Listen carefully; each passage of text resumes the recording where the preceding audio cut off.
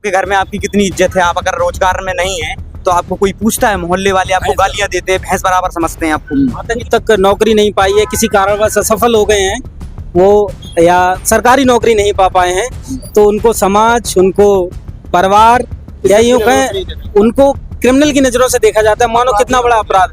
तो मेरा ऐसा यकीन है ये जो क्रिमिनल का भार ये है कि जिनके पास रोजगार नहीं है, एक हिसाब से अगर देखा जाए तो वो अपनी ही नजरों में अपराधी बन के रहे। नहीं पे हमारे थोड़ा भार दीजिए, बेरोजगार बानी साहब रोजगार दीजिए। कन्हैया कुमार की लोकसभा सीट पर मतदान हो चुका है, जनता ने किन मुद्दों पर वोट दिया है जानना बेहद जरूरी है। हमारे साथ कुछ युवा भी जुड़े हैं जिनसे हम बातचीत करेंगे और उनका मुद्दा क्या होने वाला है उस विषय पर बात करेंगे। आप लोग, मतदान तो हो गया है, किन मुद्दों पर आप लोगों ने इस बार वोट किया? देखिए, मतदान जो है रोजगार को लेके हुआ है, महंगाई को लेके हुआ है, और मेरा ऐसा यकीन है कि इस समय जो देश के हालात हैं, जिसमें नफरतों का ये जो दौर है, जिसमें मोहब्बत का ये प्रयास है कि लोग बड़े प्रेम से रहें, ये प्रयास किया जा रहा है, उस पर वोट किया गया है। तो नफरत के बाजार में मोहब्बत की दुकान खोल रहे हैं। जी जी बिल्कुल, प्रयास यही है कि जिन लोगों ने मोहब्बत की दुकान खोली उनको लाया जाए। लेकिन मोदी जी तो कह रहे हैं कि हमने सबको रोजगार दे दिया है, मनोज तिवारी कह रहे हैं सब कुछ चंगा है।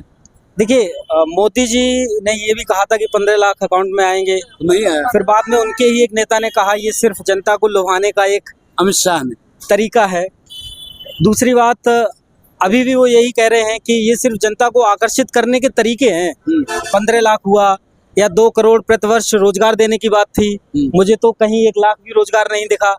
अभी तक उत्तर प्रदेश में 9 समथिंग पेपर हो चुके हैं और 9 को लीक करा करके बच्चों की आयु बढ़ती जा रही है। कई बच्चों ने सुसाइड कर लिया, उनका परिवार प्रेशर में है क्योंकि वो हर मंथली उनको पैसे भेजते हैं। तो अब बताइए, इसका जवाब मोदी जी देंगे, अमित शाह देंगे, योगी जी देंगे? तो युवा परेशान, बिल्कुल परेशान है। आप किसी भी युवा से बात करेंगे तो अभी हाल ही में यूपी पुलिस की जो भर्ती आई थी उसको कैंसिल कर दिया गया। आज से 2 साल 3 साल पहले एक आर्मी की भर्ती आई थी, उस भर्ती को अधूरा छोड़ करके अग्निवीर ले आए। अगर अग्निवीर भर्ती ला रहे हैं तो अपने लिए भी कुछ ऐसी योजनाएं बनाएं। संसद में जो नहीं समझ में आता है कि गरीब का बेटा अग्निवीर में जाएगा 4 साल के लिए और मोदी जी प्रधानमंत्री बनेंगे 5 साल के लिए, ये बेईमानी है कि नहीं? बिल्कुल सरासर बेईमानी है। और दूसरा एक बेईमानी और बहुत बड़ी की है कि आर्मी की जो है ना, पैरामिलिट्री की, इन्होंने पेंशन बंद कर दी है। जो देश का जवान बिल्कुल उतना ही काम करते हैं जितना इंडियन आर्मी के जवान करते हैं, 15-20 साल सर्विस देते हैं, वो शरीर से उतने मजबूत नहीं रहते, उनकी पेंशन बंद कर दी। अगर ऐसा कर रहे हैं तो जो सांसदों को पेंशन दी जाती है, भत्ते दिए जाते हैं, तमाम वो सुख सुविधाएं दी जाती हैं, तो उनको भी बंद कर दिया जाए। उनको क्यों नहीं बंद कर रहे हैं? तो इस बार मतलब युवा जाग चुका है पूरा। बिल्कुल, युवा बहुत पहले ही जाग चुका था, 1-2 साल पहले ही, लेकिन मौका ऐसा नहीं था कि सरकार उस समय बदली जा सके। इस बार ऐसा प्रयास रहा होगा, युवाओं ने काफी बढ़ चढ़कर हिस्सा लिया है, इसलिए कि उनको रोजगार मिले, ज्यादा से ज्यादा रोजगार मिले। लेकिन युवाओं को तो बताया जाता है धर्म खतरे में है। अच्छा, अभी 8 सालों से धर्म खतरे में आ गया, उससे पहले भी तो धर्म था, तब धर्म खतरे में नहीं था।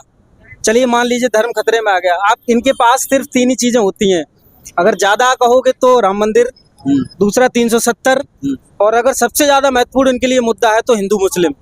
अभी जल्दी में मैंने एक वीडियो देखी थी जिसमें मैंने ये देखा था कि जब इन्हें ऐसा लगा कि इनकी विरासत जाने वाली है तो इन्होंने क्या किया कि हिंदू मुस्लिम वाला जो एजेंडा था वो रोके, जिनको पूरी 5 साल तक इनके लोग धिक्कारते रहे, अब उन्हीं की शरण में जाने का प्रयास किया इन्होंने।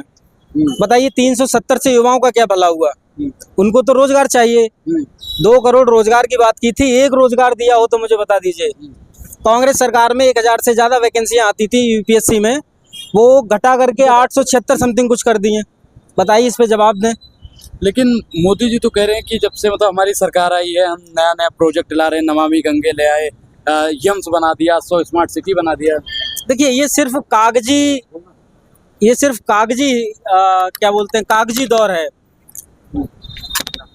ये सिर्फ कागजी दौर है। असल में क्या है कि नमामि गंगे हो, अभी आपने देखा होगा आयुष्मान भारत वाला एक घोटाला सामने आया था, और नमामि गंगे वाला हो, आयुष्मान घोटाला एक सामने आया था, एक स्वास्थ्य पे लेकर घोटाला सामने आया था जिसमें लोगों को फ्री इलाज दिया जा रहा था। ये सिर्फ फेक वादे हैं जिनमें से एक भी वादा अभी तक भारतीय जनता पार्टी ने पूरा नहीं किया है। सिर्फ उनकी फाइलों में गांव का मौसम, बिल्कुल उनकी फाइलों में गांव का मौसम गुलाबी है। ये आंकड़ा झूठा है, ये दावा किताबी है। है। आदम साहब ने लिखा था। अच्छा दादा वोट मतदान कर दिया आपने? हाँ, मैंने मतदान कर दिया है। किन मुद्दों पर वोट दिया? बेरोजगारी, हम्म, भ्रष्टाचार के खिलाफ हमने हम्म, मतदान कर दिया है। हम्म। तो और सरकार इस बार बदल रही है? हाँ, उम्मीद है कि सरकार बदल जाएगी। कन्हैया कुमार या मनोज तिवारी? कन्हैया कुमार को। राहुल गांधी या मोदी? गांधी को पीएम बनाना चाहते हैं। बिल्कुल जनता की यही ख्वाहिश है। मोदी जी का कुछ काम तो होगा जो आपको पसंद आया हो? नहीं, जानकारी नहीं है मुझे।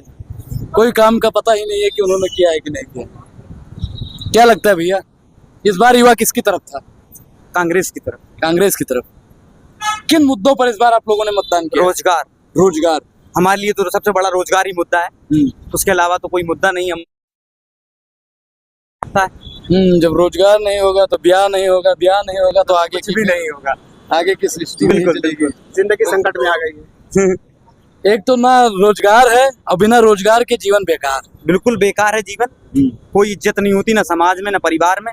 जैसे थोड़ा डिटेल में बताइए, आगे आइए। आपने बताया कि बिना रोजगार की इज्जत नहीं होती, थोड़ा डिटेल में बताइए। अब ये देख लीजिए आप आपके घर में आपकी कितनी इज्जत है। आप अगर रोजगार में नहीं है तो आपको कोई पूछता है, मोहल्ले वाले आपको गालियां देते हैं, भैंस बराबर समझते हैं आपको। आतंकी की ठीक नजरों है। से देखा जाता है। जी, अगर कोई घर में बेरोजगार है तो उसको लोग आतंकी की नजरों से देखते हैं। मेरा ऐसा मानना है कि जिन लोगों ने अभी तक नौकरी नहीं पाई है, किसी कारणवश असफल हो गए हैं वो, या सरकारी नौकरी नहीं पा पाए हैं, तो उनको समाज, उनको परिवार, या यूं कहें उनको क्रिमिनल की नजरों से देखा जाता है, मानो कितना बड़ा अपराध। तो मेरा ऐसा यकीन है ये जो क्रिमिनल का भार। बात तो भाई सही है कि जिनके पास रोजगार नहीं है, एक हिसाब से अगर देखा जाए तो वो अपनी ही नजरों में अपराधी बन के रहेंगे। नहीं तो कि हमने पता नहीं कौन सा पाप किया था कि रोजगार नहीं मिला। बिल्कुल ऐसा है, लेकिन और मोदी जी क्या कहते हैं कि पता नहीं कौन सा पाप किए थे। लेकिन इसमें सिर्फ इकलौते जो एस्पायरेंट तैयारी कर रहे हैं किसी भी कॉम्पिटिटिव एग्जाम की, वही तो दोषी नहीं है भाई। इस समाज का भी तो रोल है।